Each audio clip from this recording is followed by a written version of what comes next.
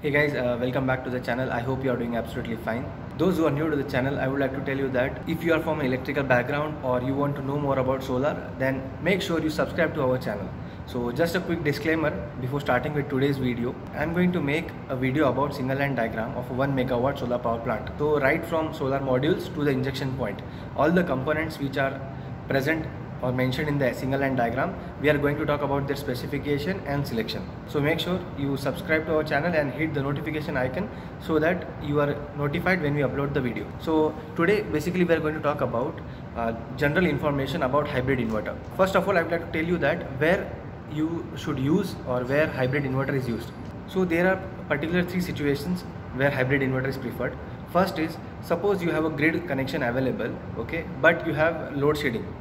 Okay, so there is a power cut for 2 to 3 hours or maybe more. So what you can do in this situation, you can use this hybrid inverter with the battery bank to supply your load when there is load shedding. Okay, so if you don't know how to calculate the battery size for your particular application, you can refer to the video. The link must be popping on your screen, as well as I will also mention it in the description. Second point or second application of this particular system is where, for example, the tariff rate for a different time slot is different. For an example, in peak hours, suppose evening 6 p.m. to 10 p.m, it is basically the peak hour, okay, in every country. So the tariff rate in some of the countries is more for this particular time slot.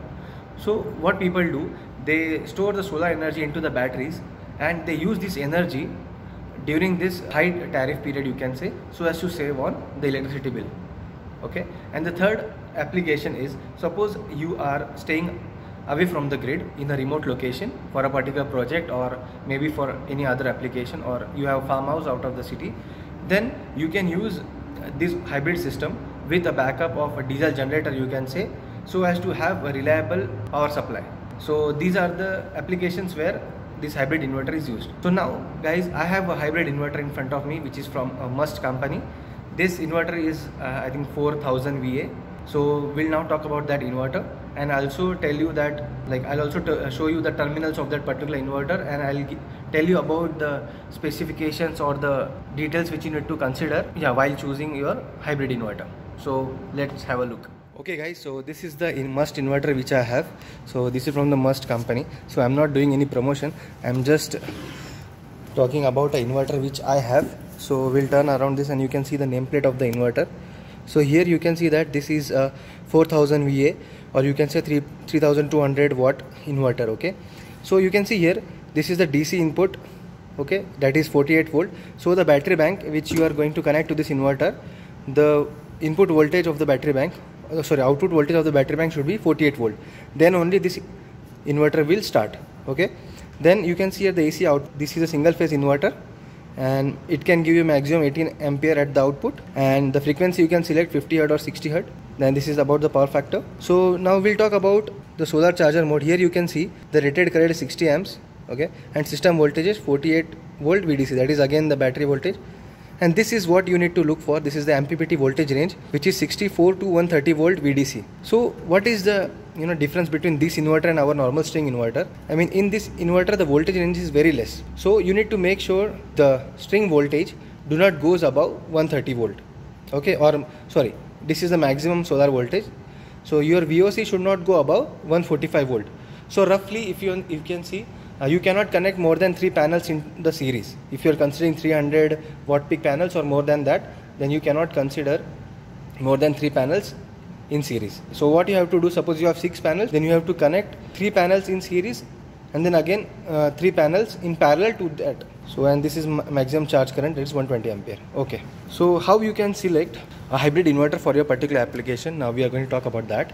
Okay guys, before talking about how you can select the capacity or the rating of the inverter, I would like to show you the terminals of this inverter. So you can see here these 2 terminals, these are for the battery input, okay, DC input, that is, okay. Then here you can see that the positive and negative is mentioned, okay, I'll show you, it's not clearly, so it's written below the fancy DC minus, you can see here, and there is DC plus, and this basically PV plus PV minus is basically for your input from the modules, solar modules, okay.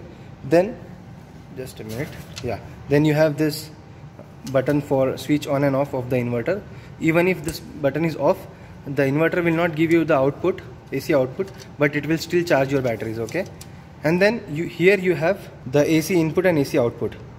So here is the AC output and here is the AC input. So what you need to do, simply in the input side you need to connect the two terminals, phase and neutral, from your grid or maybe from the output of your diesel generator here, and then you have to connect the output terminals for your application here.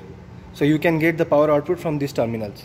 So make sure that you select a suitable size of cable, because only like suppose this inverter is 4 kilowatt, then maybe you can say you can connect 2.5 to 4 square mm cable in this particular slot. So use suitable cable as well. So this is how it looks like totally. So okay guys, I hope now you have got a fair bit of idea about a hybrid inverter, but still I'd like to give you some more information. See how it works. It has a few options. Okay, in the programming you can see that you can set the priority, that the power coming from the solar, you want to feed that to the load first, or you want that your battery should be charged first, and then after charging of the battery, then that solar power is given to the load. Okay, so these are some priority options which you can set. And other thing which I want to talk about is how you will select the inverter for your particular application. So basically you need to consider 3 to 4 factors. First is, as we saw, the MPPT voltage range. So this is basically a very economical inverter, I mean in terms of money. If you want to have a very good inverter like Growatt and all, they have a wide MPPT range as well. So this is first thing. And second is you need to see the battery voltage. Now for this inverter it is 48 volt. Okay, so minimum you need to connect 4 batteries of 12 volt to get the 48 volt. So depending upon what is your requirement, what is your amperage requirement, you should select the particular inverter, and you need to see what is the battery bank voltage, input voltage, which is required for the inverter.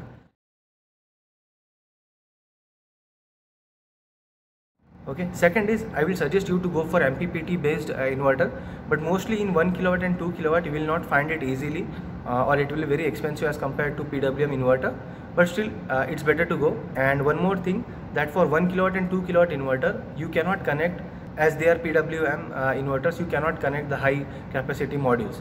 So even if you connect, you will not get the most out of it. Okay, so it will not be an efficient way. So better you go for a MPPT based inverter if possible, if your requirement is 2 kilowatt and more. And below 2 kilowatt I would suggest go for PWM, but select the modules with lower capacity like 200 watt, 150 watt, 250 watt. So now the next point is how you should select the rating of the inverter, that how many VA or how many kilowatt inverter you should choose. So for that, what you need to do, before that I would like to tell you that if you don't know how to calculate the battery bank capacity for your particular application depending upon the backup which you need, you should refer to my previous video. The link is popping on your screen. I'll also mention in your description. So have a look how you can calculate the size of your battery bank. Okay, this is first thing. And second thing, so now what rating of the inverter you should choose. So for this, basically you just need to make sure, or you need to calculate what will be the maximum load when you switched on all the loads, or maybe suppose it depends upon the user. Basically suppose there will be a time in the day always where I will turn on my fridge as well as my TV as well as my lamps and as well as my fans. Suppose the maximum demand is suppose coming to be 2.5 kilowatt or 2.6 kilowatt maybe for an example, then you can consider going for 3 kilowatt inverter. So it is simple as that. So this was all about hybrid inverter. If you want to know more about hybrid inverter or hybrid system, do let me in the comments. And guys, give your feedback. Your feedback is very important to us. Do give us a like, or you can also dislike the video as per your choice. And also tell us in the comments that what improvement should we make, or on what topic we should make the videos, or which you want to know from us. So thank you and see you guys in the next video.